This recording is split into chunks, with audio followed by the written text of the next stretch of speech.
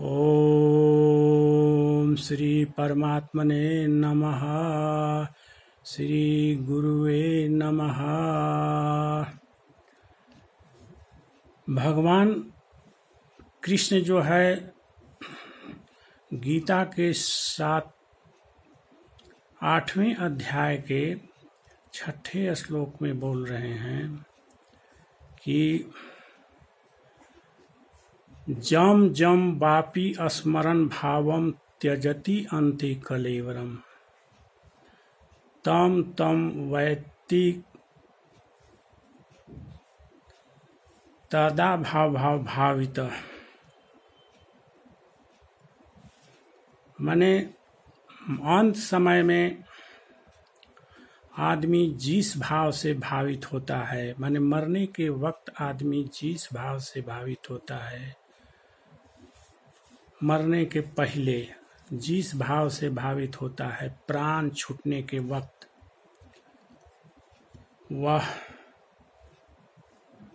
जैसे ही प्राण छूटता है उसी को प्राप्त हो जाता है।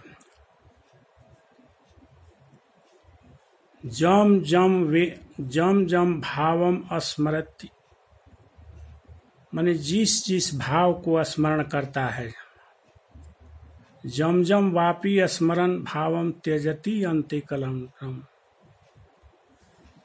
वह उसी भाव को प्राप्त हो जाता है। अर्थात अगर मान लेते हैं कि कोई, एक उदाहरण के रूप में प्रस्तुत करते हैं कि कोई भी औरत जो है अपने पति से बहुत ही प्रेम करती है, इतना प्रेम करती है कि अंतिम समय में उसको अपना पति ही याद आते हैं। तो जैसे ही उस औरत का प्राण छूटेगा, उसको पति ही याद आएंगे और वो पति के लोक में ही चली जाएगी। जो है पति मान लेते हैं कि मरने के बाद जो है सुअर योनि में जाने वाले हैं अपने कर्मों के आधार पर, तो वो चूंकि उनकी पत्नी उन्हीं को याद किया है, इसलिए वो भी सुअर योनि में ही चली जाएगी। जो है भगवान कृष्ण कहते हैं कि कोई आदमी अगर अपने घर में कुत्ता पालता है, कुत्ता से बहुत ही प्रेम करता है, कुत्ता के भाव से भावित है, तो मरते वक्त जो है कुत्ता पर ही उसका ध्यान जाएगा। जो है और जैसे ही शरीर छूटेगा वैसे ही वो कुत्ता योनि में चला जाएगा। जो है भगवान गीता में यह बात अर्जुन को समझा रहे हैं। जो है कहते हैं भगवान की यान्ति देव व्रता देवान पितृन आन्ति पितृव्रता भूतानि आन्ति भूतेजा यान्ति मद्दा जीनोपिमाम। हे अर्जुन, जो कोई देवताओं को पूजते हैं वो देवलोक में चले जाते हैं और कुछ दिन देवलोक में रहने के बाद छीने पुण्य मर्तलोकम विशन्ति, जैसे ही उनका पुण्य छीन होता है वो मर्तलोक में चले आते हैं, 84 लाख योनि में फेंका जाते हैं। जो है यान्ति देव व्रता देवान पितृनान्ति पितृव्रता, और जो पितरों को पूजते हैं वो अपने पितरों के लोक में चले जाते हैं। अगर उनके पितर अभी सुअर के योनि में हैं तो मरने के बाद उनको भी पितर लोक में जाना होगा, सुअर बनना पड़ेगा। जो है भूतान यान्ति भूतेजा, अगर कोई भूतों प्रेतों को पूजते हैं तो मरने के बाद वो भी भूत प्रेत की योनियों में जाएंगे।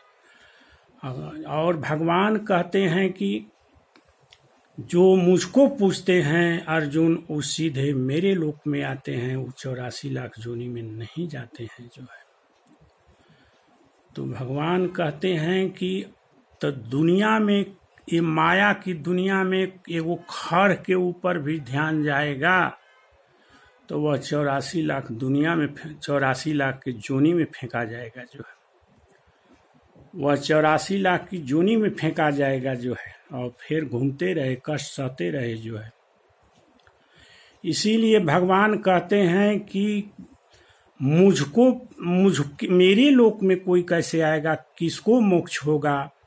तो भगवान कहते हैं अनन्य चेता, जो किसी दूसरे के ऊपर अपने ध्यान को नहीं ले जाता है, जो है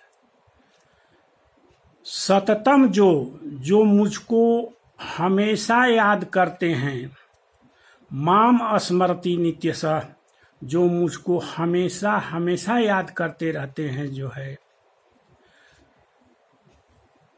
वे ही तस्या हम सुलभ पार्थनीति युक्तस्य योगिनः, उसी को मैं अर्जुन सुलभ होता हूँ, वही मुझको प्राप्त कर सकता है। अनन्य चेता सततम, जो माम स्मृति नित्यशः तस्या हम सुलभ पार्थ नित्य युक्तस्य योगिनः, वो जो व्यक्ति हमेशा मेरे में ध्यान लगाए रहते हैं, हमेशा चित्त को मुझ में लगाए रहते हैं, वही मुझको प्राप्त होते हैं अर्जुन, वही मेरे लोक में आते हैं।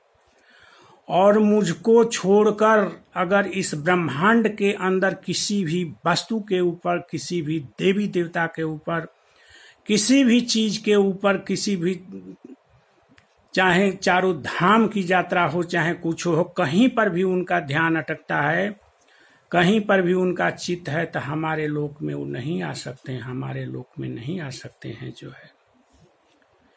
इसीलिए भगवान कृष्ण अर्जुन को कहते हैं कि तस्मात् सर्वेषु कालेषु माम अनुस्मर्च युद्ध च, माया अर्पित मनोबुद्धि मामे वैशस्य संशयम। हे अर्जुन, इसलिए सब समय तुम मेरा ही, मुझको ही याद करो, मुझको ही याद करो, और साथ साथ अपना कर्तव्य कर्म भी तुम करते रहो। इससे तुम मुझको प्राप्त होगा अर्जुन। मन और बुद्धि को हमेशा अर्जुन हम में लगाए रहो, इधर उधर मत भटकाओ, न जाने कब मृत्यु आ जाएगा, कब इस दुनिया से जाना होगा। इसलिए अगर इधर उधर जरा सा भी ध्यान रहेगा तो 84 लाख योनि में ही जाना पड़ेगा, उसका मोक्ष नहीं हो सकता है, वैसा व्यक्ति मेरे लोक में नहीं आ सकता है, जो है। इसीलिए अर्जुन को भगवान कृष्ण कहते हैं कि तस्मात् सर्वेषु कालेषु माम अनुस्मर युद्ध च।